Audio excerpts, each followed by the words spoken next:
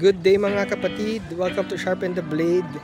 I-share ko lang po sa inyo yung ating kakabit na bagong handle grips sa ating Trek Marlin 6. Ito po ay sponsor ng isa nating kaibigan. Shout out kay Bro Angelo. Kapatid, salamat ng marami sa biyayang iyong ibinahagi. And si Angelo po, sa totoo lang, siya po ang nag-guide sa akin nung nag-i-start pa lang ako magbisikleta. At isa po siya sa tao na nag-recommend ng Trek Marlin 6 na ginagamit natin ngayon.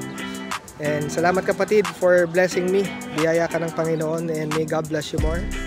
So, yung ating kasi after 1 year of usage for commute, errands, and occasional trails, ay yung stock grips ng ating Trek Marlin 6 na Bontrager ay sticky na, saka medyo worn out na, pudpud ng ibang parts. So, yeah, ito po ang DMR Death Grip Flangeless, and syempre purple yung accent natin.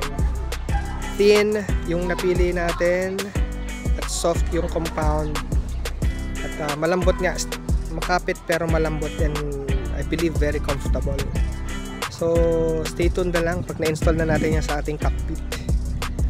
Alright, purihin ang Panginoon. God bless, parang Angelo.